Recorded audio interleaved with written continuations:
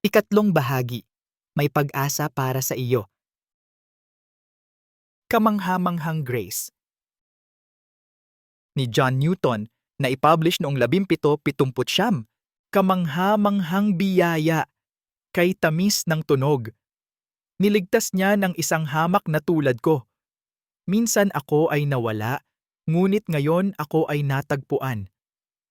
Dati bulag, pero ngayon nakikita ko na. Biyaya ang nagturo sa aking puso na matakot, at biyaya ang aking naibsan.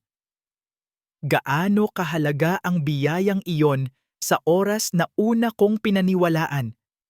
Sa pamamagitan ng maraming panganib, pagpapagal at patibong, nakarating na ako. Ang biyaya ang nagdala sa akin ng ligtas hanggang ngayon, at ang biyaya ang magdadala sa akin pauwi. Ang Panginoon ay nangako ng mabuti sa akin. Ang kanyang salita ay tinitiyak ng aking pag-asa. Siya ang aking kalasag at bahagi habang tumatagal ang buhay. Oo, kapag ang laman at pusong ito ay mabibigo at ang mortal na buhay ay titigil. Magtataglay ako sa loob ng tabing ng buhay ng kagalakan at kapayapaan. Ang lupa ay malapit ng matunaw na parang niyebe. Ang araw ay hindi sumikat, ngunit ang Diyos na tumawag sa akin dito sa ibaba ay magiging akin magpakailanman. 11 kabanata, Paano maligtas? Tama yan. May pag-asa pa sa'yo. Dahil lamang sa naiwan ka ay hindi nangangahulugan na hindi ka maliligtas. Sa unang bahagi ng aklat na ito, binigyan kita ng mabilisang rundown kung paano maligtas. Palalawakin ko ang mga katotohanang iyon dito. 11.1. Mabubuhay ka para sa walang hanggan. Maaari mong ihinto ang iyong paghahanap para sa bukal ng kabataan. Bawat isa sa atin ay mabubuhay ng walang hanggan. Iyan ay tama. Ikaw ay magiging isang walang kamatayan. Kapag ang iyong katawan ay nabuhay na muli, ito ay itataas na hindi nasisira. Ito ay magtatagal magpakailanman. Gayon din ang muling pagkabuhay ng mga patay. Ang katawan ay inihasik na nabubulok. Ito ay itinaas na hindi nasisira. Unang Korinto 15:42. Inilagay pa ng Diyos ang kawalang hanggan sa iyong puso upang malaman mo ang katotohanang ito at nais mong makasama siya. Inilagay din niya ang kawalang hanggan sa kanilang mga puso. Ecclesiastes 3:11. Maaari ka ring pumili kung saan mo gustong magpalipas ng walang hanggan. Ang mga pagpipilian ay langit o impyerno. Nilikha ng Diyos ang parehong mga lugar at salungat sa kung ano ang maaari mong paniwalaan, siya rin ang namamahala sa parehong mga lugar. Itinatag ni Yahweh ang kanyang trono sa langit. Ang kanyang kaharian ay namamahala sa lahat. Awit 103:11. Ang iyong kaharian ay isang walang hanggang kaharian. Ang iyong kapangyarihan ay nananatili sa lahat ng henerasyon. Si Yahweh ay tapat sa lahat niyang salita at mapagmahal sa lahat niyang gawa. Awit 145:13. Sa kasulatang ito, nalaman natin kung ano ang mangyayari kapag bumalik si Jesus sa kanyang ikalawang pagparito. Si Jesus ang anak ng tao at ang hari. Ihihiwalay niya ang mga mananampalataya sa mga hindi mananampalataya. Ang mga mananampalataya ay mga tupa at ang mga hindi naniniwala ay mga kambing. Ang Diyos at si Jesus ay nabubuhay sa langit tulad ng mga naniniwala at itinuring na matuwid. Ang langit ay tinatawag na kaharian. Kung tungkol sa impyerno, nilikha ng Diyos ang lawa ng apoy na ito bilang walang hanggang kaparusahan para kay Satanas at sa iba pang nahulog na mga anghel. Ang impyerno ay hindi nilikha para sa iyo. Ngunit kapag ang anak ng tao ay dumating sa kanyang kaluwalhatian at ang lahat ng mga banal na anghel na kasama niya, Kung magkagayoy uupo siya sa trono ng kanyang kaluwalhatian. Sa harap niya ay titipunin ang lahat ng mga bansa at ihihiwalay niya sila sa isa't isa, gaya ng paghihiwalay ng pastol sa mga tupa sa mga kambing.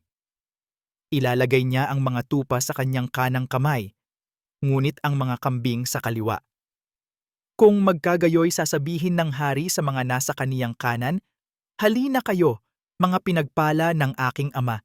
Manahin ninyo ang kaharian na inihanda para sa inyo buhat pa nang itatag ang sanglibutan."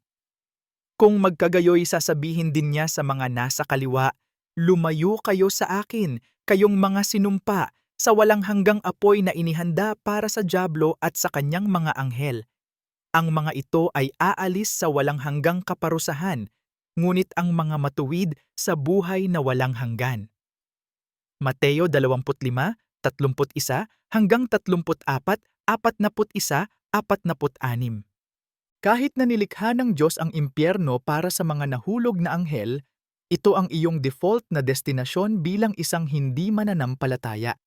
Ngunit, para sa mga duwag, hindi sumasampalataya, mga makasalanan, mga kasuklam-suklam, mga mamamatay tao, mga mapakiapid, mga mangkukulam, mga sumasamba sa Diyos-Diyosan, at lahat ng mga sinungaling, ang kanilang bahagi ay nasa lawa na nagniningas sa apoy at asupre na siyang ikalawang kamatayan. Apokalipsis 21:8. Iyan ay dahil ikaw ay para kay Jesus o ikaw ay laban sa Kanya. Kailangan mong aktibong piliing mamuhay sa langit. Binigyan tayo ng Diyos ng malinaw na direksyon patungo sa langit na madaling sundin. Sa kasulatang ito, si Jesus ay nagsasalita. Sinabi niya na lumapit sa Kanya at bibigyan niya ng kapahingahan ang iyong kaluluwa. "Lumapit sa akin, kayong lahat na nangapapagal at nangabibigatang lubha, at kayo'y aking bibigyan ng kapahingahan. Pasanin ninyo ang aking pamatok at matuto kayo sa akin, sapagkat ako ay maamo at mapagpakumbaba sa puso, at makakatagpo kayo ng kapahingahan para sa inyong mga kaluluwa, sapagkat ang aking pamatok ay madali at ang aking pasanin ay magaan." Mateo 11:28 hanggang 30. 11.2. Ang langit ay para sa mga perpektong matuwid na tao. Nilikha ng Diyos ang lahat kasama ka, langit, impyerno, lupa, at lahat ng naririto. Sa simula, nilikha ng Diyos ang langit at ang lupa. Genesis 1:1. Dahil nilikha ng Diyos ang langit, gumawa siya ng mga tuntunin kung sino ang maninirahan doon. Siya ang hukom na pananagutan nating lahat. Ang Diyos lamang ang humahatol. Siya ang magpapasya kung sino ang babangon at kung sino ang babagsak. Awit 75, 7 New Living Translation. Wala sa lahat ng nilikha ang natatago sa Diyos. Ang lahat ay hubad at lantad sa harap ng kanyang mga mata, at siya ang isa kung kanino tayo mananagot. Hebreo 4:13 New Living Translation. Ang Diyos din ang tanging kwalipikadong gumawa ng mga tuntunin dahil siya ay perpekto, banal, at matuwid. Sa Kanya, walang kadiliman. Ang bawat desisyon na gagawin niya ay perpekto at makatarungan. Walang sino mang banal na gaya ni Yahweh. Unang Samuel 2:2. Ito ang mensahe na aming narinig mula sa Kanya at ipinapahayag namin sa inyo, na ang Diyos ay liwanag at sa Kanya ay walang anumang kadiliman. Unang Juan 1:5. Sapagkat aking ipahahayag ang pangalan ni Yahweh. Iparangalan ang kadakilaan sa ating Diyos. Ang bato, ang kaniyang gawa ay sakdal, sapagkat lahat ng kaniyang mga lakad ay makatarungan. Isang Diyos ng katapatan na hindi gumagawa ng mali, makatarungan at tama siya. Deuteronomio 32:3-4. Kaya, ano ang mga tuntunin ng Diyos upang makapasok sa langit? Mayroon lamang isang panuntunan. Dapat kang maging perpekto at walang kasalanan, tulad ng Diyos. Ni hindi makatingin ng Diyos sa kasamaan. Hindi ba ikaw ay mula sa walang hanggan, Yahweh na aking Diyos, aking banal? Ikaw na may dalisay na mga mata kaysa makakita ng kasamaan at hindi makatingin sa kasamaan. Habakuk 1:12-13. Kaya't kayo'y maging sakdal gaya ng inyong ama sa langit na sakdal. Mateo 5:48. Naaalala mo ba ang mga Pariseo na napag-usapan natin sa ilang naunang mga kabanata? Isa sila sa mga pangkat ng pamunuan ng mga Hudyo na madalas na kinakaharap ni Jesus dahil sa kanilang mahigpit na pagsunod sa batas. Sinisikap nilang kumita ng kanilang daan patungo sa langit. Sinabi ni Jesus na kahit ang antas ng kanilang dedikasyon sa pagsunod sa mga tuntunin ng Diyos ay hindi sapat. Si Jesus ang nagsasalita dito, sapagkat sinasabi ko sa inyo na kung hindi hihigit ang inyong katuwiran sa mga eskriba at mga Fariseo, hindi kayo makapapasok sa kaharian ng langit. Mateo 5:20. Kaya't paano ka magiging sapat na mabuti, kailanman maging perpekto? Iyan ang problema. Hindi mo kaya. Imposible para sa iyo na makamit ang pagiging perpekto sa iyong sarili. Alam ng Diyos na imposible rin ito para sa atin at iyon mismo ang dahilan kung bakit ipinadala niya si Jesus. Si Jesus ang tanging nabuhay kailanman na perpekto. Iyan ay dahil siya ay Diyos sa laman. Gumawa ang Diyos ng paraan para sa ating disakdal at makasalanang mga tao na mabuhay sa langit. Iyan ay sa pamamagitan ng pagkakaroon ng ating pangalan na nakasulat sa aklat ng buhay ng Kordero. Si Jesus ang Kordero, kaya ito ang aklat ng buhay ni Jesus. Sa anumang paraan ay hindi papasok doon ang anumang bagay na marumi o sinumang nagdudulot ng kasuklam-suklam o kasinungalingan, kundi ang mga nakasulat lamang sa aklat ng buhay ng Kordero. Apokalipsis 21:27. Nakikita mo, ipinagkatiwala ng Diyos ang kanyang desisyon tungkol sa kung sino ang makapasok sa langit kay Jesus. Ito ay dahil ang Diyos at si Jesus ay iisa, at magagawa lamang ni Jesus ang kalooban ng Diyos. Kaya si Jesus ang hukom ng iyong katuwiran. Sa unang kasulatang ito, si Jesus ay nagsasalita tungkol sa kanyang sarili at sa kanyang Ama, ang Diyos. Sa ikalawang talata, si Jesus ang nag-utos sa mga alagad na mangaral sa lahat ng dako. Sinagot nga sila ni Jesus, "Katotohanan, katotohanang sinasabi ko sa inyo, walang magagawa ang anak sa kaniyang sarili, kundi ang nakikita niyang ginagawa ng Ama. Sapagkat anuman ang kaniyang ginagawa, ang mga ito ay ginagawa rin ng anak. Sapagkat kung paanong ibinabangon ng Ama ang mga patay at sila'y binibigyang buhay, gayon din naman binibigyang buhay ng anak ang sinumang nais niya. Sapagkat ang Ama ay hindi humahatol sa sinuman, ngunit ibinigay niya ang buong paghatol sa anak. Wala akong magawa sa sarili ko. Sa aking naririnig, ako'y humahatol at ang aking paghatol ay matuwid. Sapagkat hindi ko hinahanap ang aking sariling kalooban, kundi ang kalooban ng aking Ama na nagsugo sa akin." Juan 5:21-22-30. At inutusan niya kaming mangaral sa lahat ng dako at magpatotoo na si Jesus ang hinirang ng Diyos na maging hukom ng lahat sa mga buhay at sa mga patay. Gawa 10:42 bagong buhay na pagsasalin. At narito ang cool na bagay na matututuhan mo mamaya sa kabanatang ito, maibibigay ni Jesus ang kanyang pagiging perpekto at katuwiran sa sinumang naisin niya. Ganyan ka nagiging perpekto at kung paano ka makapasok sa langit. 11.3. Ang problema mo ay kasalanan.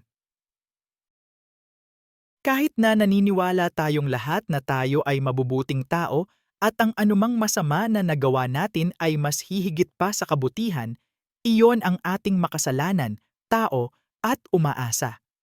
Hindi tayo perpekto, banal, at matuwid. Kami ay isang grupo ng mga makasalanan. Sapagkat dati naming binalaan ang mga Judyo at mga Griego na silang lahat ay nasa ilalim ng kasalanan. Gaya ng nasusulat, walang matuwid. Hindi isa. Walang nakakaintindi. Walang sinumang naghahanap sa Diyos. Tumalikod na silang lahat. Magkasama silang naging walang pakinabang.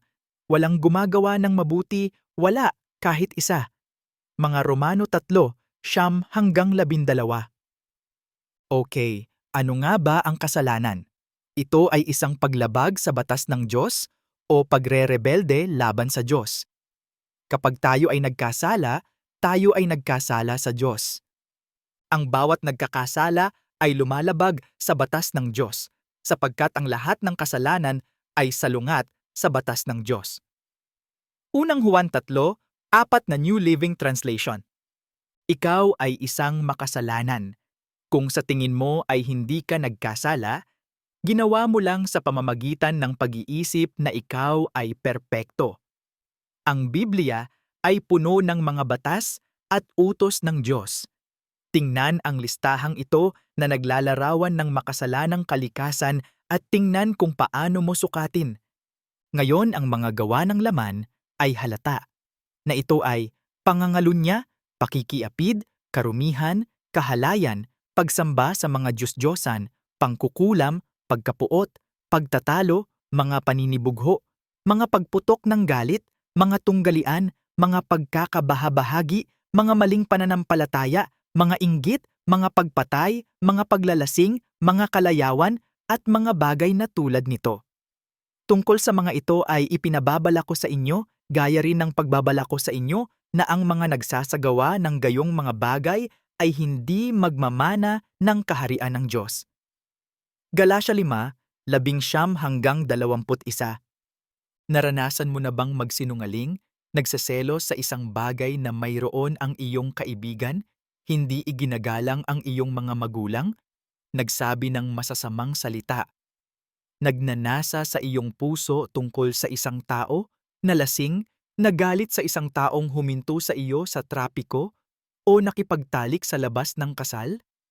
Iyan ang ilan pang mga halimbawa na ibinigay ng Biblia bilang makasalanang pag-uugali. Tingnan ang kasulatang ito tungkol sa dalawang pinakadakilang utos sa Biblia.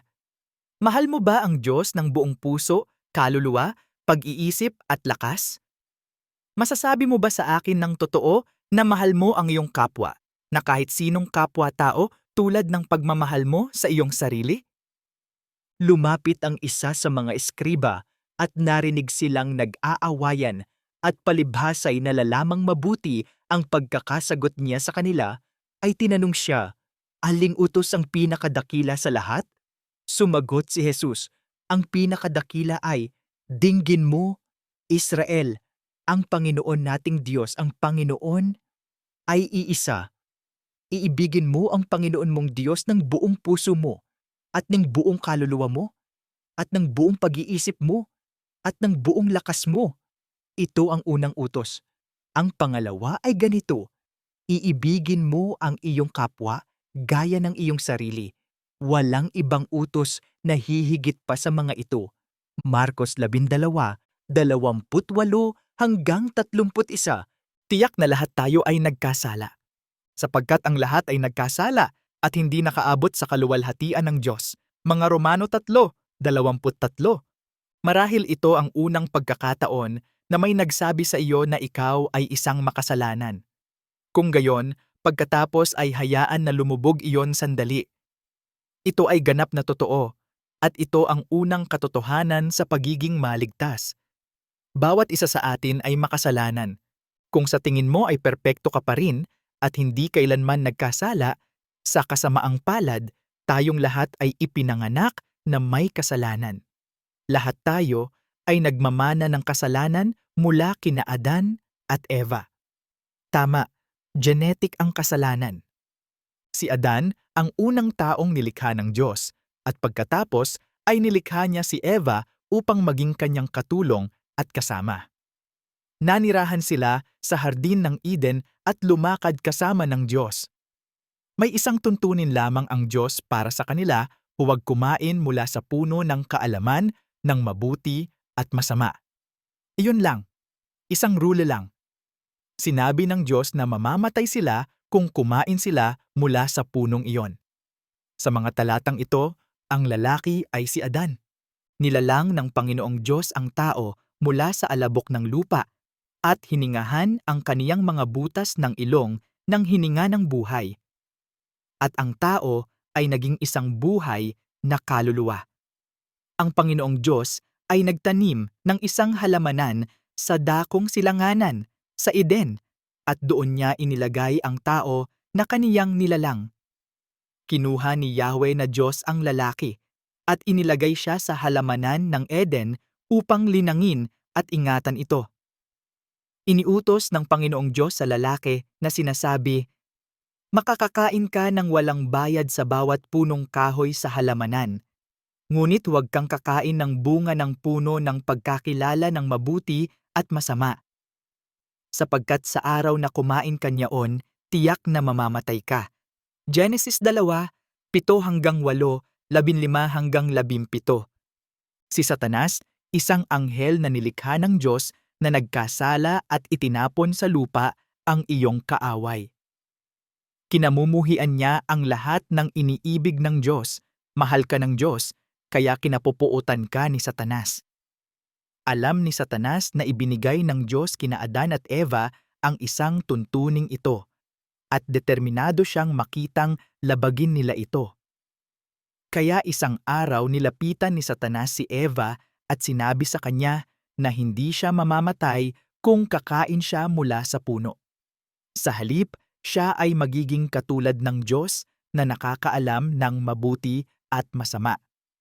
Sa mga talatang ito, ang ahas ay si Satanas, ang babae ay si Eva, at ang kanyang asawa ay si Adan. Ngayon ang ahas ay higit na tuso kaysa sa alinmang hayop sa parang na ginawa ng Panginoong Diyos. At sinabi niya sa babae, "Talaga bang sinabi ng Diyos, huwag kang kakain ng anumang puno sa halamanan?" Sinabi ng babae sa ahas, "Maaari kaming kumain ng bunga ng mga puno sa halamanan, ngunit hindi ng bunga ng punong kahoy na nasa gitna ng halamanan." Sinabi ng Diyos, "Huwag kang kakain niyaon. Huwag mong hawakan ito, baka mamatay ka." Sinabi ng ahas sa babae, "Hindi ka talaga mamamatay, sapagkat alam ng Diyos na sa araw na kainin mo ito, madidilat ang iyong mga mata, at ikaw ay magiging katulad ng Diyos, na nakakaalam ng mabuti at masama." Nang makita ng babae na ang punong kahoy ay mainam na kainin at na nakalulugod sa mga mata, at ang punong kahoy ay nanaisin upang makapagparunong, siya ay kumuha ng bunga nito at kumain. Pagkatapos ay binigyan niya ang kanyang asawang kasama niya at kinain din niya iyon. Nadilat ang kanilang mga mata at nalaman nilang dalawa na sila ay hubad. Genesis 3:1-7. Nakikita mo ba ang nangyari? Binaluktot ni Satanas ang sinabi ng Diyos at nagsinungaling kay Eva. Sa kasamaang palad, si Eva ay naniwala kay Satanas at kumain mula sa puno. Ang masama pa ay ibinigay niya ang prutas kay Adam at kinain din niya ito, walang tanong na itinanong. Habang si Eva ay nalinlang, tinukso at nagkasala, si Adan ay purong sumuway at nagkasala. Dahil nagkasala sina Adan at Eva, hindi na sila karapat-dapat na manirahan sa hardin kasama ng Diyos. Pinalayas sila ng Diyos sa hardin. Bagamat hindi sila pisikal na namatay sa araw na iyon, ang kamatayan ay talagang pumasok sa kanilang buhay. Namatay sila sa espiritual na kamatayan dahil wala na silang perpektong relasyon sa Diyos. Mamamatay din sila ngayon sa pisikal na kamatayan dahil tatanda na ang kanilang mga katawan. Ang lalaki ay si Adam. Tinawag ng Panginoong Diyos ang lalaki at sinabi sa kaniya, "Nasaan ka?" Sinabi ng lalaki, "Narinig ko ang iyong tinig sa halamanan, at ako'y natakot sapagkat ako'y hubad, kaya nagtago ako." Sinabi ng Diyos, "Sino ang nagsabi sa iyo na ikaw ay hubad? Kumain ka na ba mula sa puno na iniutos kong huwag mong kainin? Sinabi ng Panginoong Diyos, narito, ang tao ay naging gaya ng isa sa atin na nakakaalam ng mabuti at masama. Ngayon, baka kaniyang iunat ang kaniyang kamay at kumuha rin ng sa puno ng kahoy ng buhay at kumain at mabuhay magpakailanman.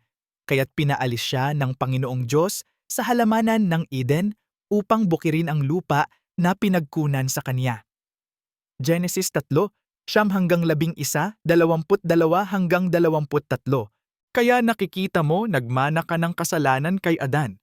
Nang magkasala si Adan, pumasok ang kasalanan sa mundo. Ang kasalanan ni Adan ay nagdulot ng kamatayan. Kaya't ang kamatayan ay lumaganap sa lahat sapagkat ang lahat ay nagkasala. Oo, ang isang kasalanan ni Adan ay nagdudulot ng kahatulan para sa lahat. Ngunit ang isang gawa ng katuwiran ni Kristo ay nagdudulot ng tamang relasyon sa Diyos at bagong buhay para sa lahat. Mga Romano 5:12, 18 New Living Translation. Kung iniisip mo pa rin na hindi ka makasalanan, nililinlang mo ang iyong sarili at tinatawag ang Diyos na sinungaling.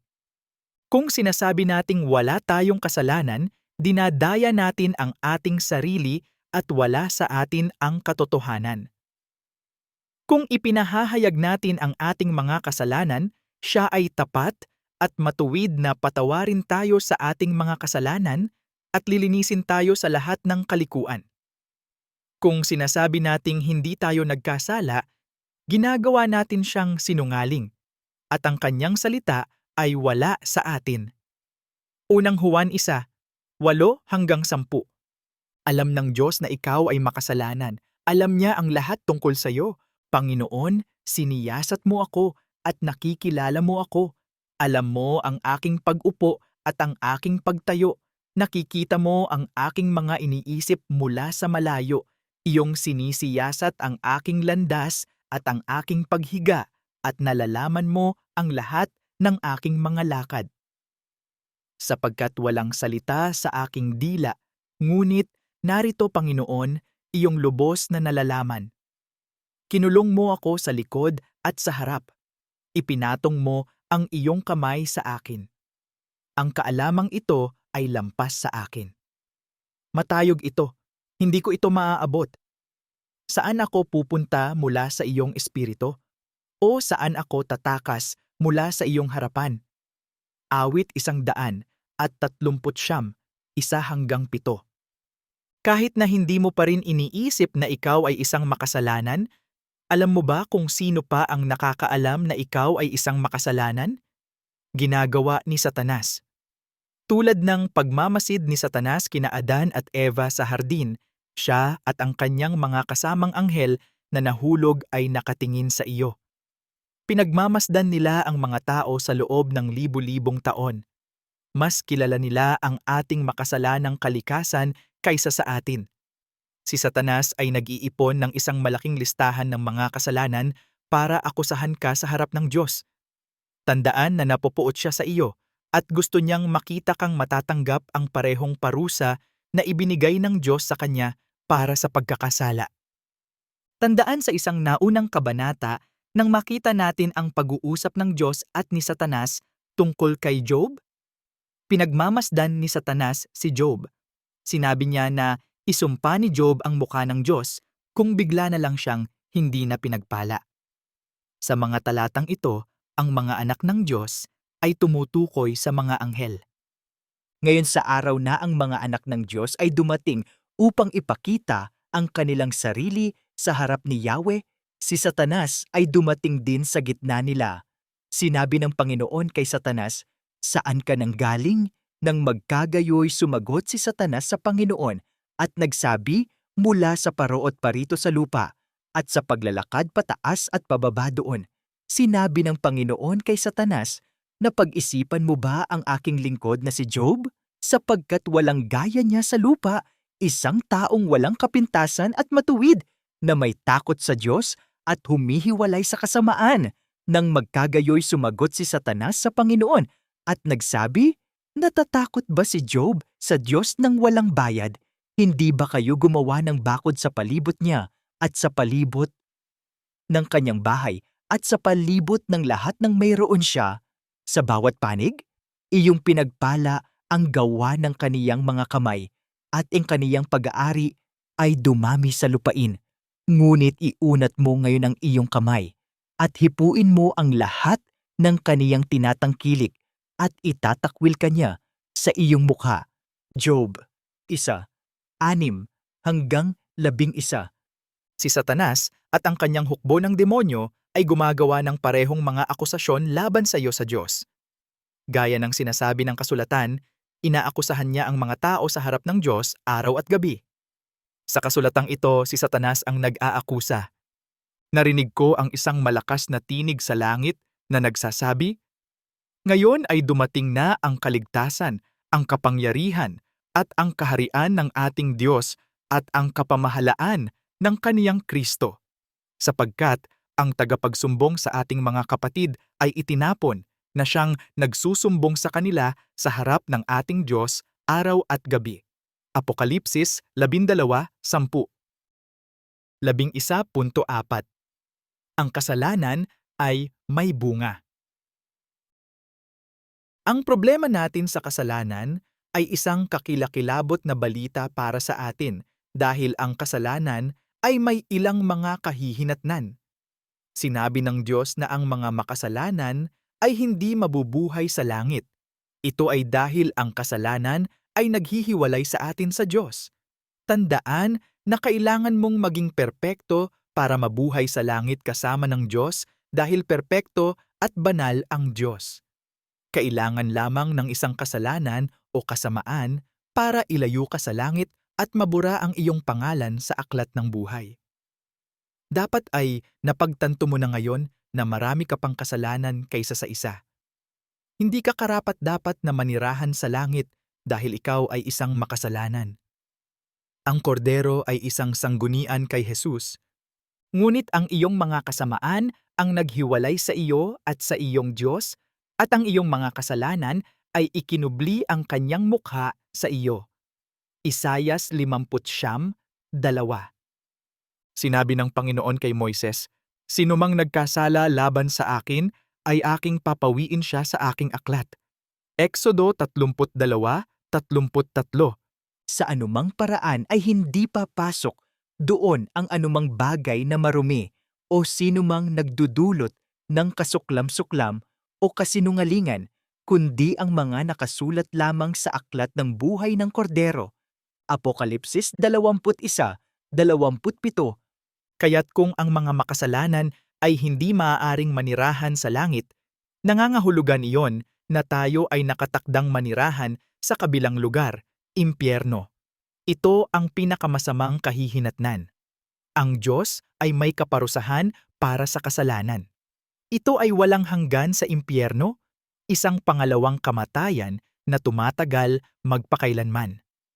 Ang ikalawang kasulatan dito ay isang paglalarawan ng huling paghatol para sa sangkatauhan at ang mga patay ay nakatayo sa harap ng trono ng Diyos. Sapagkat ang kabayaran ng kasalanan ay kamatayan, ngunit ang libreng kaloob ng Diyos ay buhay na walang hanggan kay Kristo Jesus na ating Panginoon. Mga Romano 6:23. Nakita ko ang mga patay, malalaki at maliliit, na nakatayo sa harap ng trono at nagbukas sila ng mga aklat. Isa pang aklat ang binuksan na siyang aklat ng buhay. Ang mga patay ay hinatulan ayon sa mga bagay na nakasulat sa mga aklat, ayon sa kanilang mga gawa. Ibinigay ng dagat ang mga patay na nasa loob nito. Ibinigay ng kamatayan at ng Hades ang mga patay na nasa kanila. Hinatulan sila, bawat isa ayon sa kanyang mga gawa. Ang kamatayan at ang Hades ay itinapon sa lawa ng apoy. Ito ang ikalawang kamatayan, ang lawa ng apoy. Kung ang sinuman ay hindi natagpuang nakasulat sa aklat ng buhay, siya ay itinapon sa dagat-dagatang apoy. Apokalipsis 20:12-15. Si Satanas ang unang nagkasala, hindi si Adan. Nilikha ng Diyos ang impyerno bilang parusa para kay Satanas. Ang impyerno ay kung saan napupunta ang mga nahulog na anghel at mga taong walang hanggang hiwalay sa Diyos. Dito napupunta ang mga nahulog na anghel at mga taong patay na sa Diyos. Ang impyerno ay ang walang hanggang libingan. Sa kasulatang ito, makikita natin si Jesus sa kanyang ikalawang pagparito. Ipinadala niya ang mga makasalanan na hindi nagtiwala sa kanya sa lawa ng apoy at eksaktong sinabi niya iyon. Ang walang hanggang apoy ay para sa dyablo. Ang anak ng tao ay si Jesus. Ngunit kapag ang anak ng tao ay dumating sa kanyang kaluwalhatian at ang lahat ng mga banal na anghel na kasama niya, kung magkagayoy uupo siya sa trono ng kanyang kaluwalhatian. Kung magkagayoy sasabihin niya, "Lumayo ka sa akin, ikaw na sinumpa sa apoy na walang hanggan na inihanda para sa dyablo at sa kanyang mga anghel." Mateo 25:31-41. Alam mo, tulad ng ginagawa ko na imposibleng sundin ang lahat ng utos ng Diyos. Ang pagiging makasalanan ay nasa ating kalikasan. Dahil ang mga makasalanan ay karapat-dapat sa kamatayan, sa dagat-dagatang apoy, at walang hanggang kaparusahan, malinaw na may problema tayo sa pinakamasamang kahihinatnan na walang hanggan. 11.5 Mahal ka ng Diyos. Ngayon makarating tayo sa magandang balita. Mahal ka ng Diyos. Purihin ninyo si Yahweh, kayong lahat na bansa.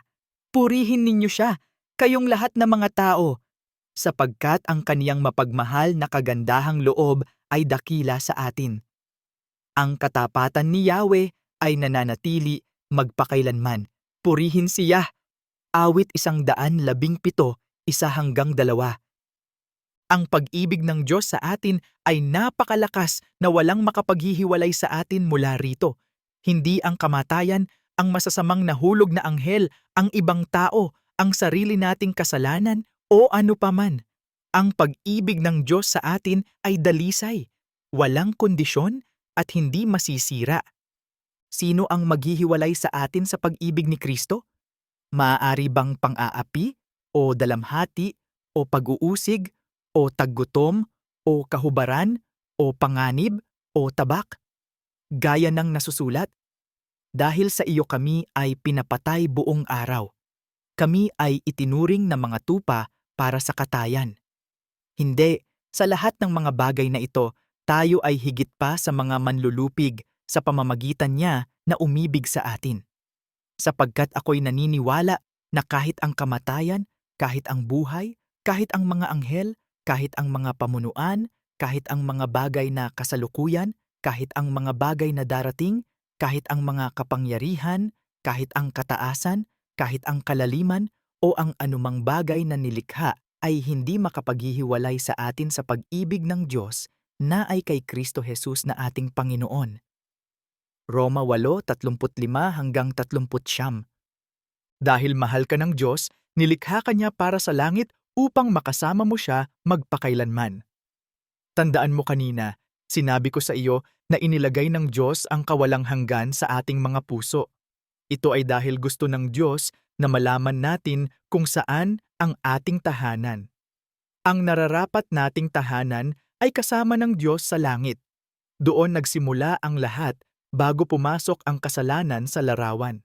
Sina Adan at Eva ay nanirahan kasama ng Diyos sa Hardin ng Eden. Sa kasulatang ito, nalaman natin na ang Diyos ay may inihanda na lungsod para sa atin ngayon sa langit. Hinangad ni Abraham na manirahan sa makalangit na lungsod na ito na itinayo ng Diyos.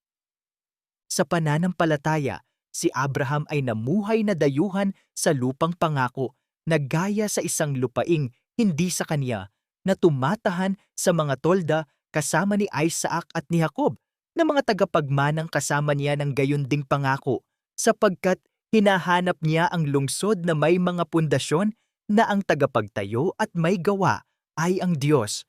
Sa pamamagitan ng pananampalataya, maging si Sarah ay tumanggap din ng kapangyarihang maglihi at nanganak siya nang siya ay lampas na sa edad. Yamang itinuring niyang tapat ang nangako, kaya't kasing dami ng mga bituin sa langit sa karamihan at kasing dami ng buhangin na nasa baybayin ng dagat ay naging anak ng isang tao at siya ay parang patay na. Ang lahat ng ito ay namatay sa pananampalataya na hindi nakatanggap ng mga pangako, ngunit nakita ang mga ito at niyakap sila mula sa malayo, at nang aminin na sila ay mga dayuhan at mga manlalakbay sa lupa. Sapagkat ang mga nagsasabi ng gayong mga bagay ay nililinaw na sila'y naghahanap ng sariling bayan, kung talagang iniisip nila ang bansang iyon kung saan sila lumabas, magkakaroon sila ng sapat na panahon upang bumalik. Ngunit ngayon ay naghahangad sila ng isang mas mabuting bansa, iyon ay isang makalangit, kaya't hindi sila ikinahiya ng Diyos na tawaging kanilang Diyos sapagkat naghanda siya ng isang lungsod para sa kanila. Hebreo 11:8-16. Inaasahan mo ba ang lungsod sa langit na itinayo ng Diyos para sa iyo? Hindi mo ba gustong makita ito at makita ang silid na inihanda niya para lamang sa iyo? Ginawa ito ng Diyos para sa iyo dahil mahal ka niya. Gumawa siya ng paraan para makapagpahinga ka sa iyong makalangit na tahanan nang malutas niya ang iyong problema sa kasalanan. 11.6. Nalutas ng Diyos ang problema mo sa kasalanan. Ang dahilan kung bakit ang Diyos ay naghahanda ng isang lugar para sa iyo sa langit, kahit na karapat-dapat kang pumunta sa impyerno para sa kasalanan laban sa Kanya, ay dahil nalutas niya ang iyong problema sa kasalanan. Gumawa ng paraan ng Diyos para mabuhay ka ng walang hanggan sa langit. Mahal na mahal ka ng Diyos, kaya ipinadala niya ang Kanyang anak upang kunin ang iyong kaparusahan sa kasalanan. Tama yan. Nakita ng Diyos ang iyong kasalanan, ibinilang ito laban sa Kanyang anak sa halip at namatay ang Kanyang anak para sa iyo. Dahil iyan ang parusa sa kasalanan, kamatayan. Higit pa rito, matututuhan mo na ang anak ng Diyos ay Diyos sa laman. Hayaang lumubog iyon saglit. Ibig sabihin, namatay ang Diyos para sa iyo upang makasama mo siya sa buong kawalang hanggan na nagbibigay ng mga pagpapala sa iyo. Mahirap unawain ang isang pag-ibig na tulad ng sa Diyos. Kaya sino ang anak ng Diyos? Si Hesukristo ang anak ng Diyos. Sa kasulatang ito, nalaman natin na itinalaga ng Diyos ang Kanyang anak na tagapagmana ng lahat at ginawa ng Diyos ang mundo sa pamamagitan niya. Ang Kanyang anak ay nagniningning din ng kaluwalhatian ng Diyos. Siya ang mismong larawan ng sangkap ng Diyos. Ibig sabihin, siya ay Diyos sa laman. Nakikita rin natin na nilinis tayo ng Kanyang anak sa ating mga kasalanan at pagkatapos ay umupo sa kanan ng Diyos. Ang Diyos ay ang kamahalan. Ang lahat ng mga anghel ay sumasamba sa anak ng Diyos. Sa katapusan ng mga araw na ito ay nagsalita sa atin ang Diyos sa pamamagitan ng Kaniyang anak, na Kaniyang itinalagang tagapagmana ng lahat ng mga bagay, na sa pamamagitan naman niya, ginawa niya ang mga sanglibutan. Ang Kanyang anak ay ang ningning ng Kanyang kaluwalhatian, ang mismong larawan ng Kanyang pag-aari at umaalalay sa lahat ng mga bagay sa pamamagitan ng salita ng Kanyang kapangyarihan na, nang tayo'y dalisayin niya sa pamamagitan ng ating mga kasalanan, ay umupo sa kanang kamay ng kamahalan sa mataas, na naging mas mabuti kaysa sa mga anghel, gaya ng mas mahusay na pangalan na Kanyang minana ay mas mahusay kaysa sa kanila. Sapagkat kanino sa mga anghel sinabi niya, "Kailanman ikaw ay aking anak. Ngayon ako ay naging iyong ama." At muli, ako ay magiging isang ama sa kanya at siya ay magiging isang anak sa akin? Nang muli niyang dinala ang mga panganay sa mundo, sinabi niya, "Sambahin siya ng lahat ng mga anghel ng Diyos." Mga Hebreo 1:2-6. Si Jesus ay Diyos sa katawang tao. Tandaan na ang Diyos ay makapangyarihan sa lahat. Ibig sabihin, ay makapangyarihan sa lahat. Alam ng Diyos ang lahat at alam niya ang lahat. Ang Diyos ay naroroon sa lahat ng lugar sa lahat ng oras, kaya siya ay nasa lahat ng dako. Nilikha niya ang lahat ng bagay na umiiral. Maaari siyang magpakita sa anumang paraan na gusto niya bilang banal na espiritu, bilang isang tao, bilang isang nagniningas na palumpong, at iba pa. Hindi siya nakakulong sa isang lugar sa isang pagkakataon tulad namin. Maaari siyang gumana sa loob o labas ng espasyo at oras. Siya ang lumikha ng mga iyon pagkatapos ng lahat. Bilang Diyos sa katawang tao, ipinailalim ni Jesus ang kanyang sarili sa kamatayan sa krus para sa iyo dahil mahal ka niya.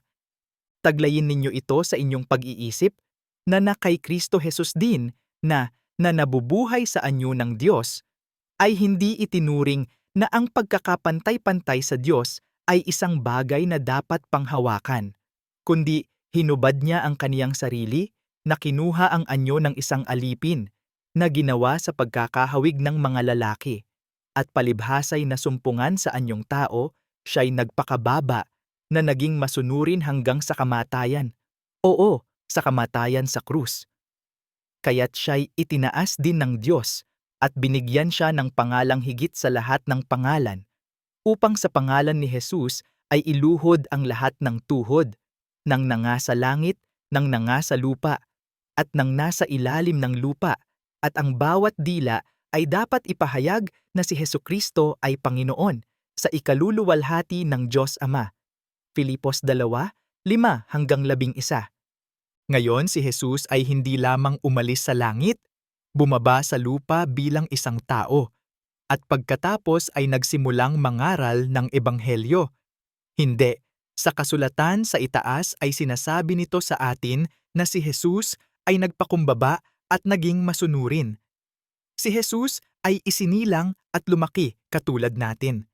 Kinailangan ni Jesus na mamuhay tulad ng ginagawa natin, sumailalim sa bawat tukso sa atin.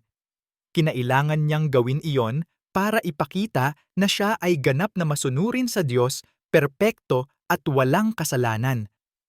Ang kasulatan sa ibaba ay isang salaysay ng kapanganakan ni Jesus. Ipinakikita nito na si Jesus ay hindi ipinaglihi sa pamamagitan ng tao. Siya ay ipinanganak sa isang birhen at ipinaglihi sa pamamagitan ng banal na Espiritu ng Diyos. Ngayon ang kapanganakan ni Hesukristo ay ganito. Matapos ang kanyang ina, si Maria, ay pakasalan kay Jose, bago sila nagsasama, siya ay nasumpungang buntis sa pamamagitan ng banal na Espiritu. Si Jose, na kaniyang asawa, palibhasay isang lalaking matuwid at ayaw siyang gawing halimbawa sa madla, ay naglalayong ihiwalay siya ng lihim.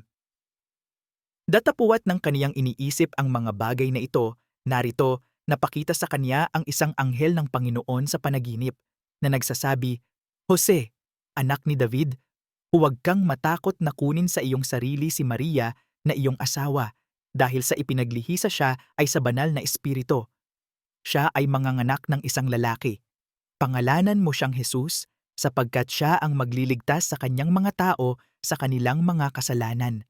Mateo 1:18-21. Ibig sabihin, si Jesus ay lahat ng Diyos at lahat ng tao. Sapagkat kay Kristo nabubuhay ang buong kapunuan ng Diyos sa katawan ng tao. Kolosas 2:9 na New Living Translation. At ano ang eksaktong ginawa ni Jesus? Sa kabutihang palad, dumating si Jesus upang iligtas ka. Ipinadala ng Diyos ang kanyang anak na si Jesus sa lupa upang mamuhay ng walang kasalanan na hindi mo magagawa. Pagkatapos ay inilagay ng Diyos ang lahat ng iyong makasalanang pag-uugali kay Jesus at ipinako siya sa krus para dito.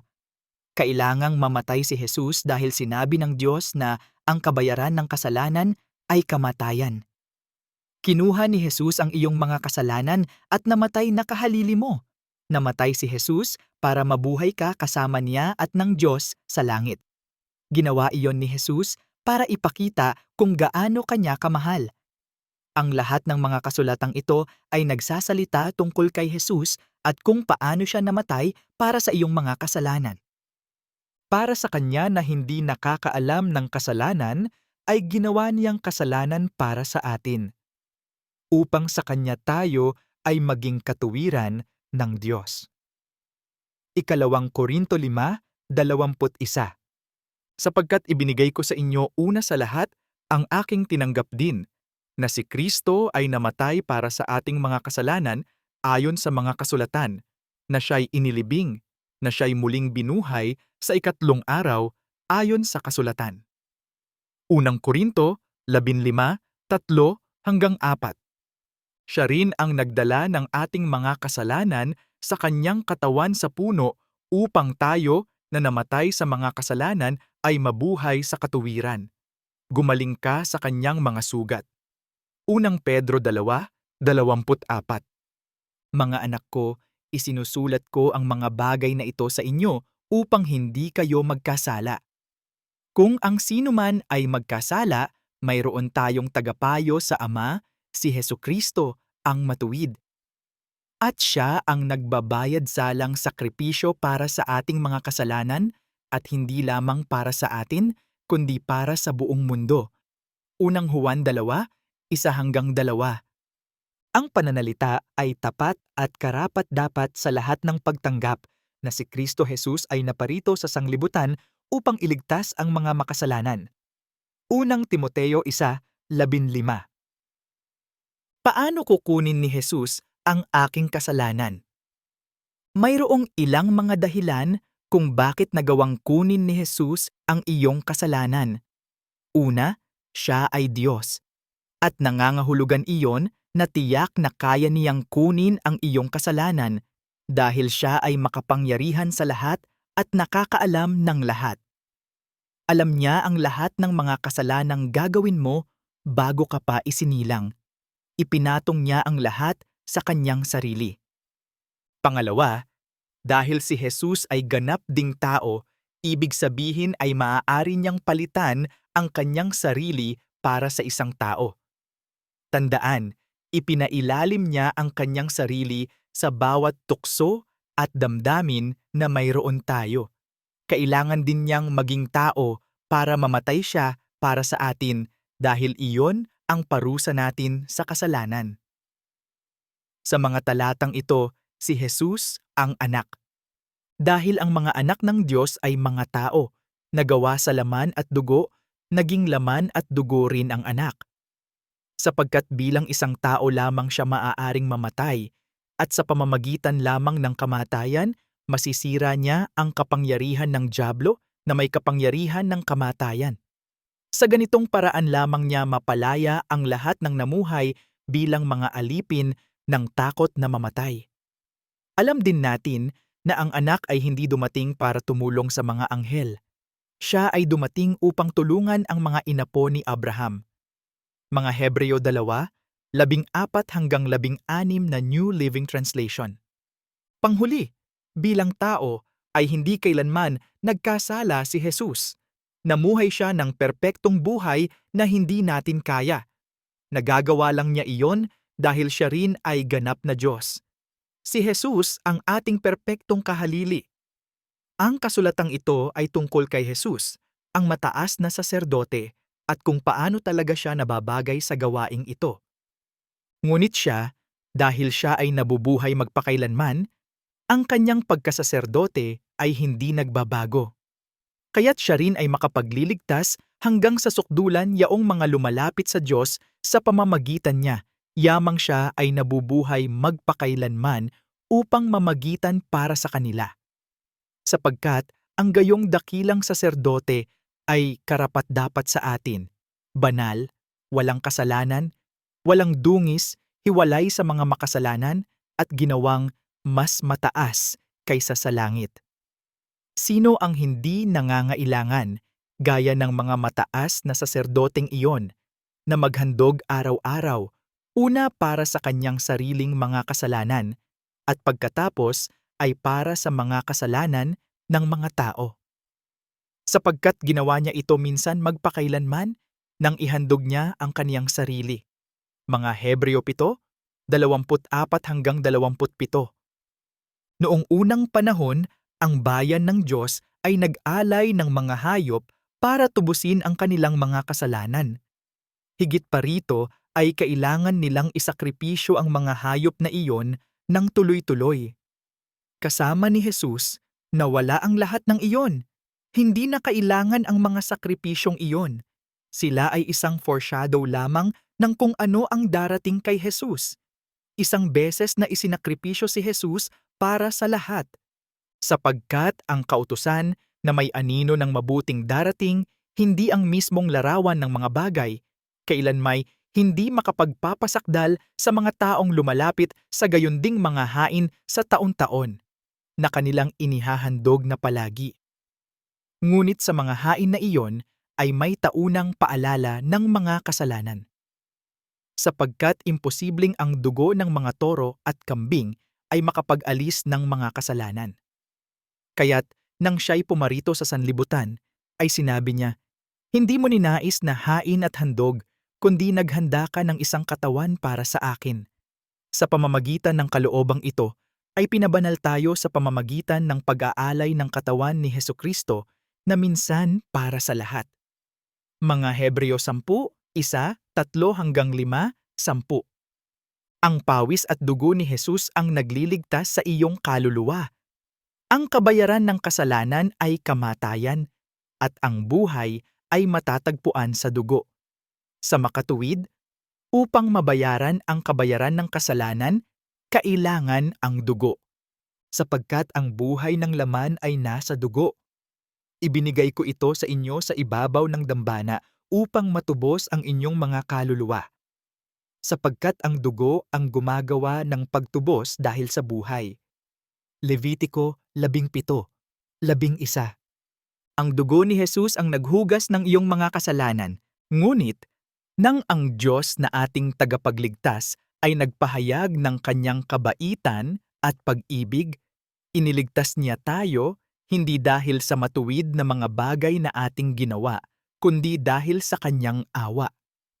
Nilinis niya ang ating mga kasalanan. Binigyan tayo ng bagong kapanganakan at bagong buhay sa pamamagitan ng banal na espiritu. Tito 3, 4-5 New Living Translation. Paano namatay si Jesus para sa akin? Kailangan kong matanto mo na ang kamatayan ni Jesus ay hindi ordinaryong kamatayan. Tandaan, ang kanyang kamatayan ay ang kamatayang nararapat sa iyo.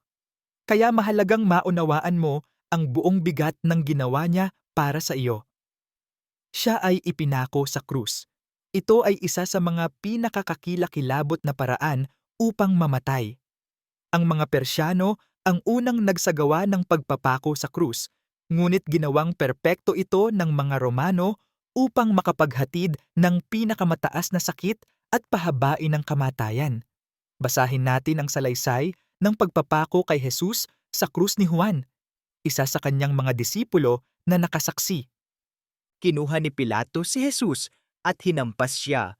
Pinipit ng mga kawal ang mga tinik upang maging isang putong at inilagay sa kanyang ulo at binihisan siya ng isang damit na kulay ube. Paulit-ulit nilang sinasabi, "Aba, Hari ng mga Hudyo." At patuloy nila siyang sinasampal. Lumabas nga si Jesus na suot ang koronang tinik at ang damit na kulay ube. Sinabi sa kanila ni Pilato, "Narito ang tao." Nang makita nga siya ng mga pangulong saserdote at ng mga punong kawal, ay nagsisigawan na nangagsasabi, "Ipako sa krus! Ipako sa krus!" Sinabi sa kanila ni Pilato, "Kunin ninyo siya at ipako ninyo siya sa krus, sapagkat wala akong nasumpungang kasalanan laban sa kaniya." Sinagot siya ng mga Hudyo, "Kami ay may kautusan, at ayon sa aming kautusan ay nararapat siyang mamatay, sapagkat ginawa niya ang kaniyang sarili na anak ng Diyos. Kaya't ibinigay niya siya sa kanila upang ipako sa krus. Kaya't kinuha nila si Jesus at dinala siya. Ipinako nila siya sa krus at kasama niya ang dalawa pa, isa sa magkabilang gilid at si Jesus sa gitna. Sumulat din si Pilato ng isang titulo at inilagay sa krus. Nasusulat, "Si Jesus na taga Nazaret, ang hari ng mga Hudyo." Nang magkagayoy ang mga kawal, nang maipako na nila sa krus si Jesus, ay kinuha ang kaniyang mga kasuotan at ginawa ang 4 na bahagi. Sa bawat kawal ay isang bahagi at pati na rin ang Amerikana.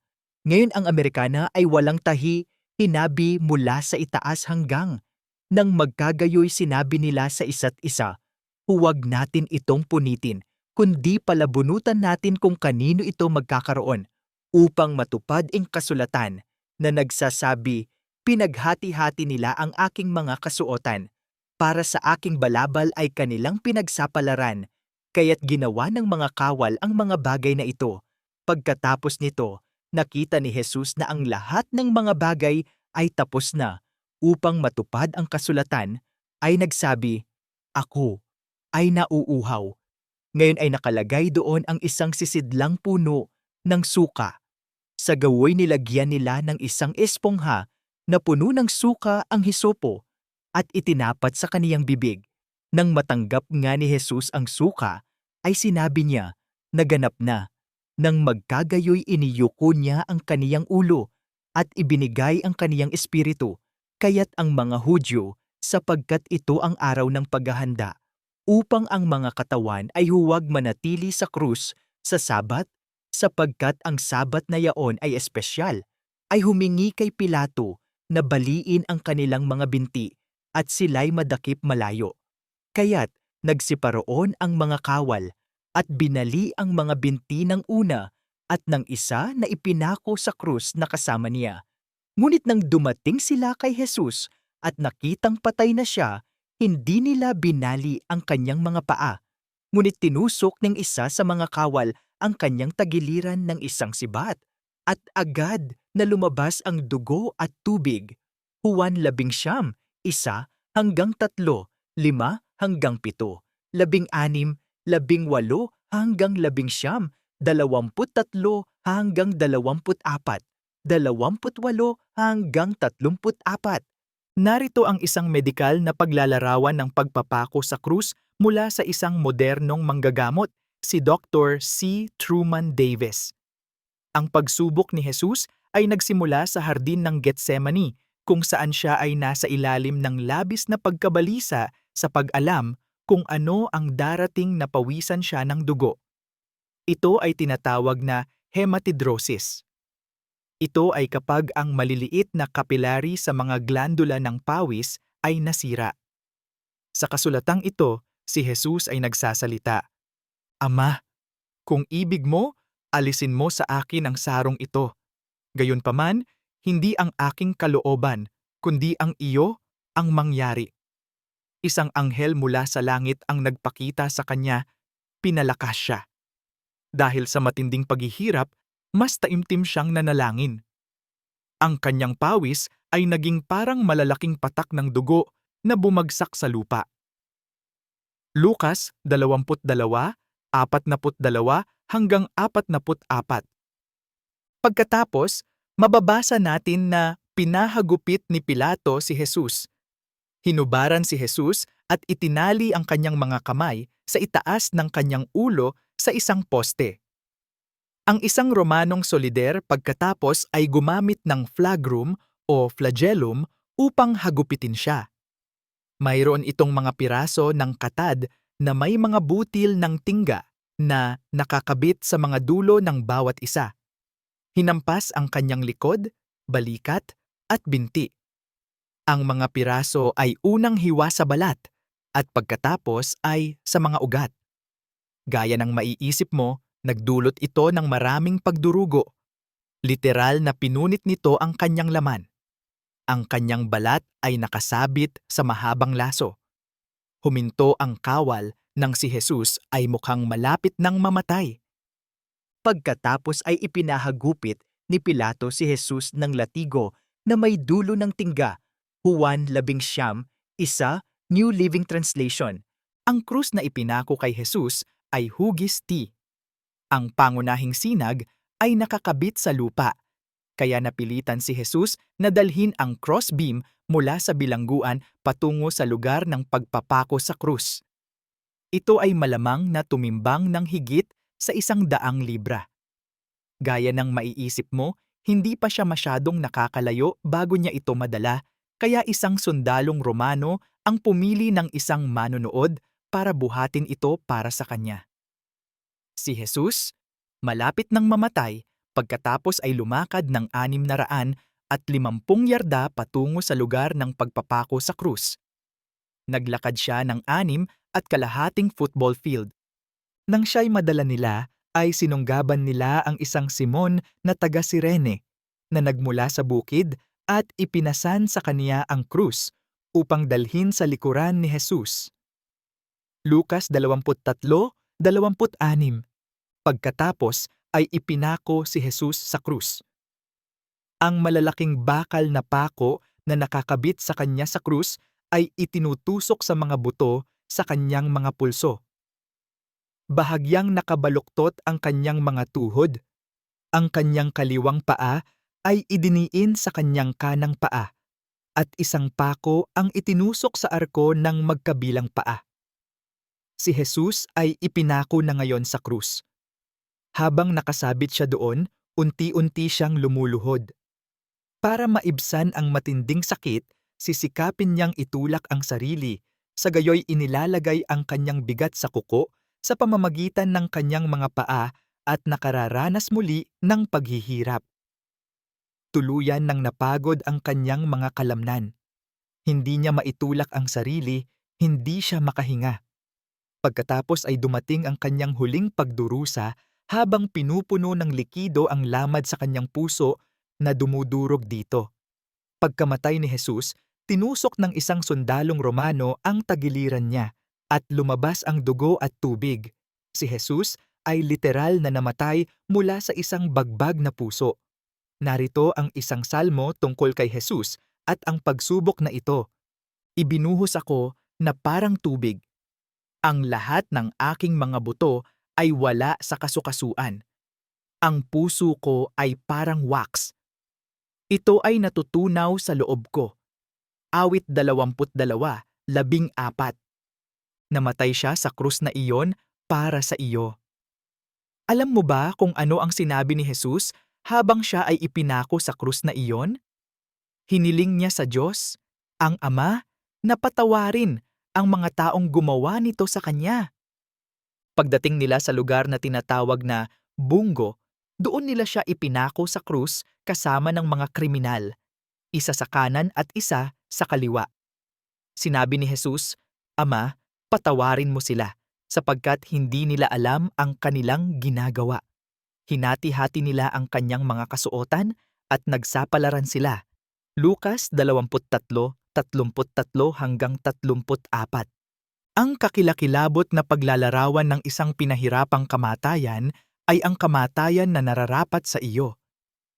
Ikaw ang dahilan kung bakit si Jesus ay nasa krus na iyon. Ngunit pinatawad ka ni Jesus sa iyong mga kasalanan na naglagay sa kanya doon. Nagsisimula ka na bang maunawaan ang lalim ng ginawa ni Jesus para sa iyo? Ang pagkamatay para sa iyong mga kasalanan ay kalahati lamang ng ginawa ni Jesus. Kita nyo, si Jesus ay namatay lamang ng ilang araw. Tingnan natin kung ano ang nangyari nang pumunta ang mga babae sa kanyang libingan pagkaraan ng 3 araw. Pagkatapos ng Sabbath, nang magsimulang magbukang liwayway ng unang araw ng Sanlinggo, si Maria Magdalena at ang isa pang Maria ay naparoon upang tingnan ang libingan. Narito, nagkaroon ng isang malakas na lindol sapagkat isang anghel ng Panginoon ang bumaba mula sa langit at naparoon at iginulong ang bato sa pintuan at naupo doon. Ang kaniyang anyo ay parang kidlat at ang kaniyang pananamit ay maputi gaya ng niyebe. Dahil sa takot sa kanya, nanginginig ang mga bantay at naging parang mga patay na tao. Sumagot ang anghel sa mga babae, "Huwag kayong matakot sapagkat alam kong hinahanap ninyo si Jesus na ipinako sa krus. Wala siya rito sapagkat siya'y nabuhay gaya ng sinabi niya. Halika, tingnan mo ang lugar kung saan nakahiga ang Panginoon." Dali-dali silang umalis sa libingan na may takot at malaking kagalakan, at tumakbo upang ibalita sa kanyang mga alagad. Habang sila'y nagsisiparoon upang sabihin sa kaniyang mga alagad, narito sinalubong sila ni Jesus na nagsasabi, "Mga galak kayo." Lumapit sila at hinawakan ang kanyang mga paa at siya'y sinamba. Mateo 28, 1-6, 8-9. Nagtagumpay si Jesus sa kamatayan at bumangon mula sa libingan. Ngunit alam ng Diyos kung ano ang mangyayari at ang kanyang nakahandang plano ay natupad nang si Jesus ay ipagkanulo. Sa tulong ng mga hindi batas na hentil, ipinako mo siya sa krus at pinatay. Ngunit pinalaya siya ng Diyos mula sa kakilakilabot na kamatayan at binuhay siyang muli sapagkat hindi siya kayang pigilan ng kamatayan. Gawa 2:23-24 na New Living Translation. Ang Diyos lamang ang may kapangyarihan sa buhay at kamatayan. Sa paggawa nito, napatunayan ni Jesus na siya ay Diyos. Pinatunayan niya na talagang may kapangyarihan siyang alisin ang iyong mga kasalanan. Ipinangako ng Diyos ang mabuting balitang ito noong unang panahon sa pamamagitan ng kanyang mga propeta sa banal na kasulatan. Ang mabuting balita ay tungkol sa kanyang anak.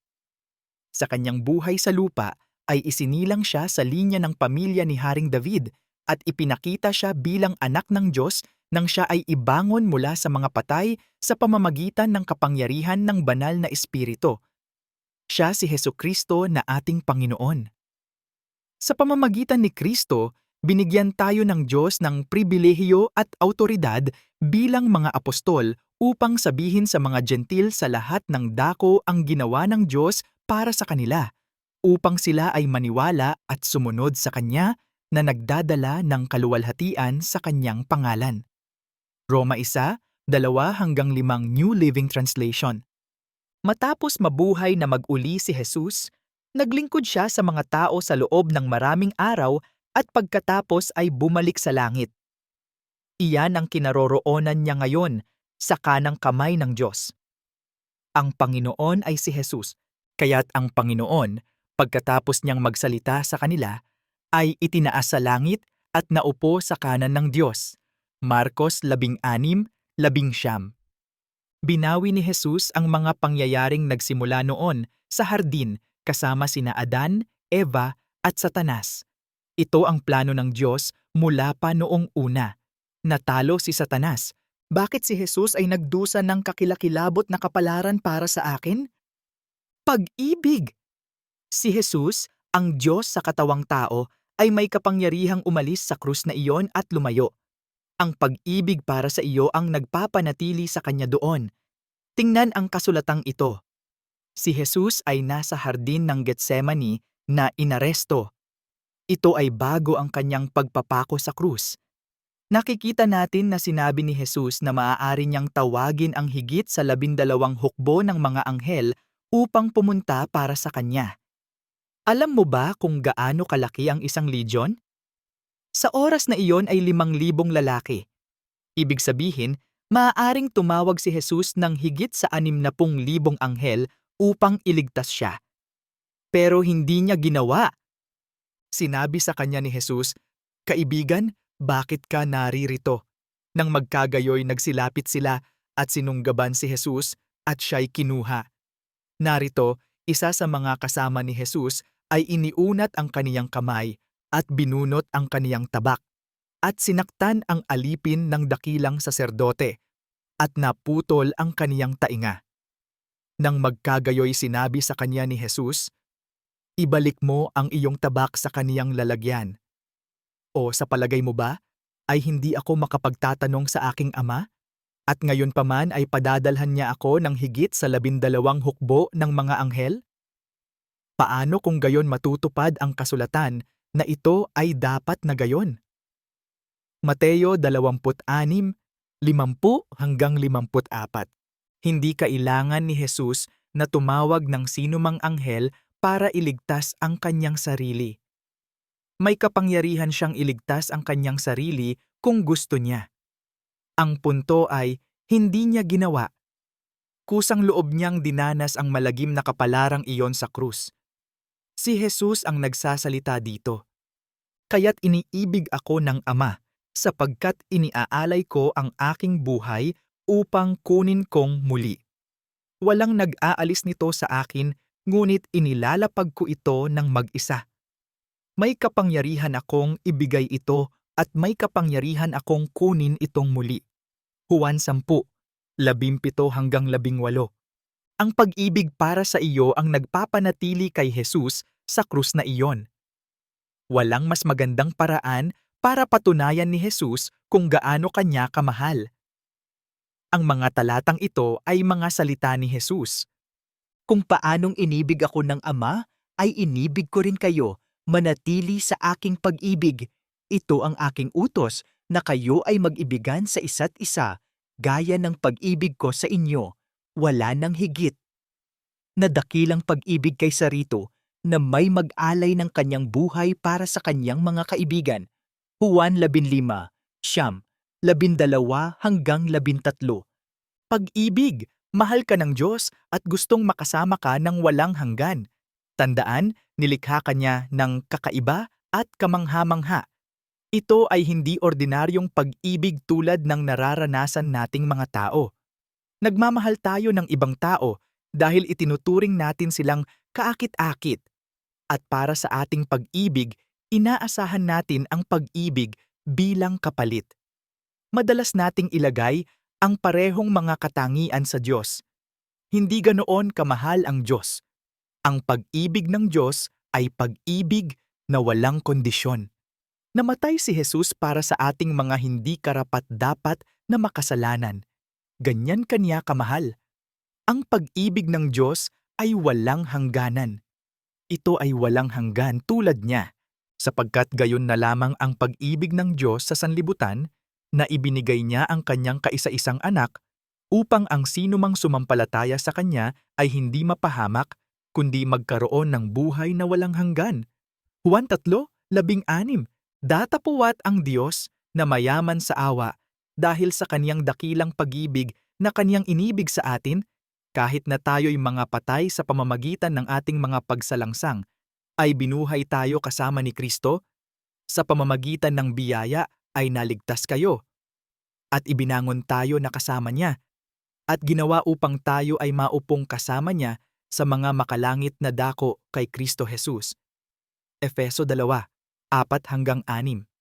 Sapagkat noong tayo ay mahina pa, si Kristo ay namatay para sa mga makasalanan, sapagkat ang isa ay halos hindi mamamatay para sa isang taong matuwid, ngunit marahil para sa isang mabuting tao ay may mga has na mamatay.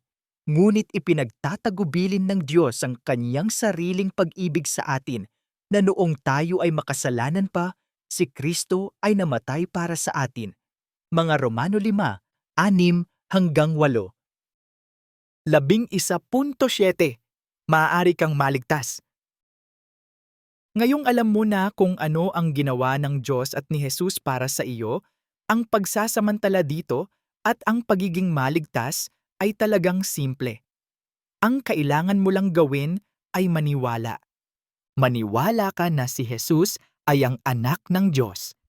Maniwala ka na si Jesus ay ang Kristo, ang anak ng Diyos, at na ang paniniwala ay magkakaroon ka ng buhay sa kanyang pangalan. Juan 20:31. Maniwala ka na si Jesus ay namatay para sa iyong mga kasalanan at nabuhay mula sa libingan pagkatapos.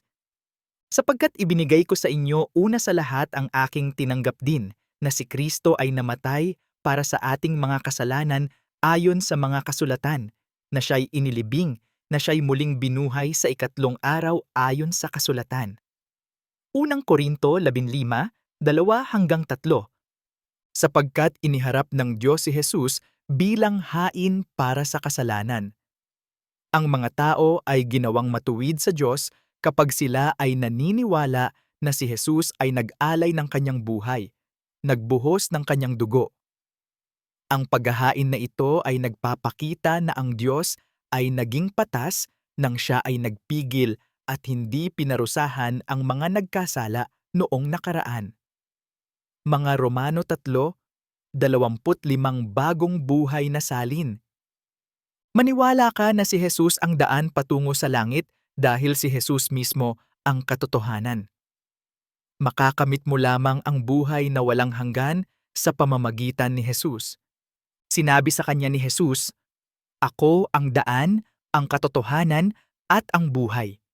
Walang makakarating sa Ama maliban sa pamamagitan ko." Juan 14:6. Maniwala ka na ginawa ito ng Diyos para sa iyo bilang isang regalo. Ito ay nangangailangan lamang ng pananampalataya sa iyong bahagi. Wala kang magagawa para kumita. Sapagkat sa biyaya kayo'y naligtas sa pamamagitan ng pananampalataya at ito'y hindi sa inyong sarili. Ito ay kaloob ng Diyos. Efeso 2:8. Maniwala ka, iyan ang ginawa ng kriminal sa krus sa tabi ni Jesus. Kaya nga nasa langit siya kasama si Jesus. Paraiso ay langit. Tingnan natin ang pakikipag-usap ni Jesus sa parehong mga kriminal. Iniinsulto siya ng isa sa mga kriminal na binitay na nagsasabi, "Kung ikaw ang Kristo, iligtas mo ang iyong sarili at kami." Datapuwat sumagot ang isa at pinagwikaan siya na nagsabi, "Hindi ka ba natatakot sa Diyos, yamang ikaw ay nasa ilalim ng gayunding kahatulan? At tayo nga ay makatarungan, sapagkat tinatanggap natin ang nararapat na gantimpala para sa ating mga gawa, ngunit ang taong ito ay walang ginawang masama." Sinabi niya kay Jesus, "Panginoon, alalahanin mo ako pagdating mo sa iyong kaharian." Sinabi sa kanya ni Jesus, "Katotohanang sinasabi ko sa iyo, ngayon ay makakasama kita sa paraiso." Lucas 23:39-43. Alam ng kriminal na siya ay makasalanan. Alam niyang karapat-dapat siyang mamatay para sa kanyang mga maling gawain. At tayo nga ay makatarungan sapagkat tinatanggap natin ang nararapat na gantimpala para sa ating mga gawa, ngunit ang taong ito ay walang ginawang masama. Lucas 23:41. Alam ng kriminal na si Jesus ang Panginoon, na si Jesus ay pupunta sa kaniyang makalangit na kaharian, at na si Jesus ay may kapangyarihang iligtas siya. Sinabi niya kay Jesus, "Panginoon, alalahanin mo ako pagdating mo sa iyong kaharian." Lucas 23:42. Makakapunta ka sa langit sa parehong paraan na ginawa ng kriminal. Ito ay hindi tungkol sa kung gaano kakabuti sa isang tao, kung gaano ka kadalas pumunta sa simbahan, kung anong simbahan ang pinupuntahan mo, kung nabinyagan ka na, o kung gaano ka matagumpay. Kailangan mo lang maniwala. Ang pagkakaroon ng pananampalataya at paniniwala ay tila napakasimple, ngunit ito ay hindi kapani-paniwalang mahirap, hindi ba? Mahirap dahil ang ating pagkatao ay gustong kumita nito. Ito ay kung paano natin makukuha at makamit ang anumang bagay sa mundo sa pamamagitan ng sarili nating pawis at dugo. Ngunit hindi iyon kung paano ito gumagana sa kaharian ng Diyos. Ang pagpasok sa langit ay isang regalong ibinigay sa iyo ng Diyos. Ito ay hindi isang bagay na maaaring kumita, sapagkat sa biyaya kayo'y naligtas sa pamamagitan ng pananampalataya, at ito'y hindi sa inyong sarili. Ito ay kaloob ng Diyos, hindi ng mga gawa na walang sino mang magmapuri. Efeso 2:8-9. Alam kong baka hindi ka kumbinsido, hindi rin ako nung una. Sa katunayan, hindi ako naniwala hanggang ako ay 30 taong gulang. Kaya ano ang nagbago sa isip ko? Tumigil ako sa pag-asa sa sabi-sabi, sa mga opinyon at paniniwala ng ibang tao, at hinanap ko ang sarili kong pangunawa. Nagsimula akong magsimba para maunawaan ko ang sinasabi ng Biblia at gumawa ng sarili kong desisyon. Sa paglipas ng ilang buwan, dinala kami ng mga ngaral sa aklat ni Juan sa Bagong Tipan. Sa panahong ito, nalaman ko ang lahat tungkol kay Jesus at kung ano ang ginawa niya para sa akin. Sa oras na natapos namin ang pagbabasa ng libro, ako ay isang mananampalataya.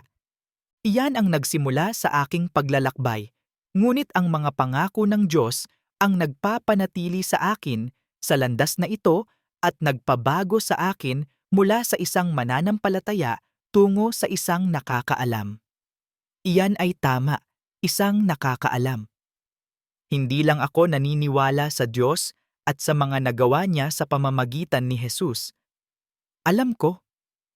Alam ko dahil nakita ko na tinutupad ng Diyos ang kanyang mga pangako. Alam ko dahil nakita ko mismo na sinasagot ng Diyos ang mga imposibleng panalangin. Mga panalangin na hiniling ko lamang sa aking isipan sa Diyos. Upang mabuhay kasama ang Diyos magpakailanman, ang kailangan mo lang gawin ay tanggapin ang regalong iniaalok niya sa bawat isa sa atin. Si Jesus, ang Diyos sa katawang tao, ang kaloob na iyon. Tinanggap mo na ba ang regalo niya? Naniniwala ka ba kay Jesus at sa ginawa niya para sa iyo? Naniniwala ka ba na ikaw ay makasalanan? Naniniwala ka ba na ang iyong kasalanan ang naghihiwalay sa iyo sa Diyos? Gusto mo bang tumalikod sa iyong kasalanan? Naniniwala ka ba na isinugo ng Diyos ang kanyang anak na si Jesus upang kunin ang iyong mga kasalanan at mamatay para sa iyo? Naniniwala ka bang bumangon si Jesus mula sa libingan at naghahari kasama ng Diyos sa langit? Ibinibigay mo ba kay Jesus ang iyong kaligtasan? Gusto mo bang dumating si Jesus sa iyong buhay at tulungan kang maging matuwid? 11.8 Ang oras na ngayon. Gusto kong hikayatin ka na maging tama sa Diyos ngayon. Walang mas magandang panahon kaysa sa kasalukuyan. Ang bukas ay hindi garantisado para sa iyo. Samantalang hindi mo alam kung ano ang magiging buhay mo bukas. Para saan ang iyong buhay?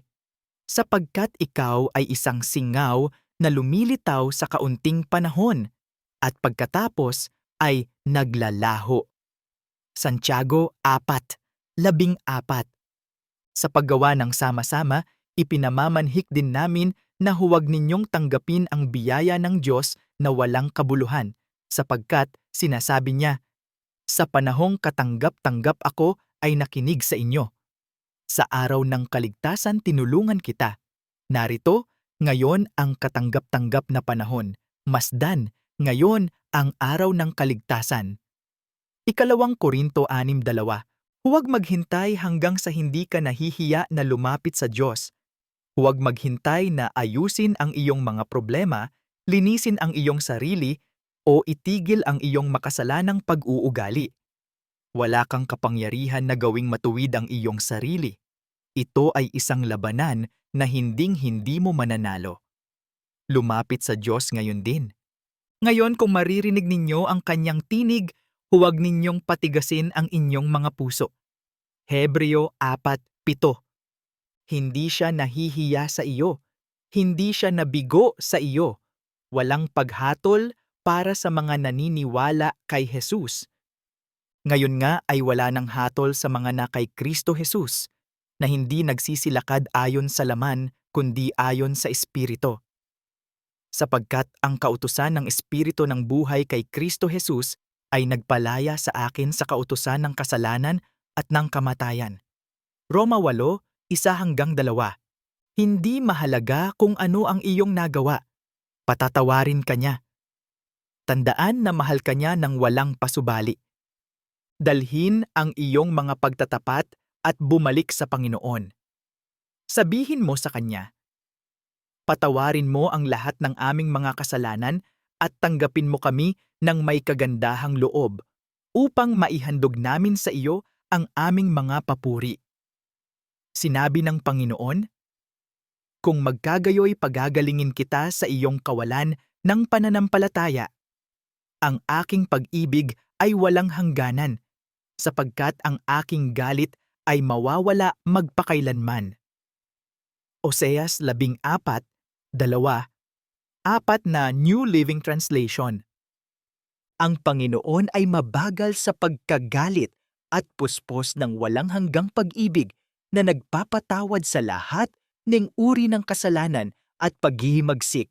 Mga bilang 14:18, New Living Translation. Manalangin upang tanggapin si Jesus.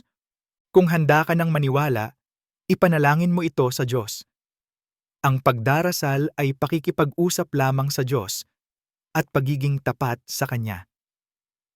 Sabihin mo ito sa Diyos. Alam mong sinasadya mo ito mula sa kaibuturan ng iyong puso. Mahal na Panginoong Hesus, alam ko na ako ay isang makasalanan. Patawarin mo sana ako sa aking mga kasalanan. Naniniwala ako na ikaw ay anak ng Diyos at namatay ka para sa aking mga kasalanan.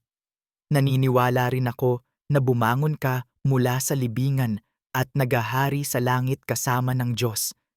Nais kong talikuran ang aking mga kasalanan at sumunod sa iyo bilang Panginoon at tagapagligtas.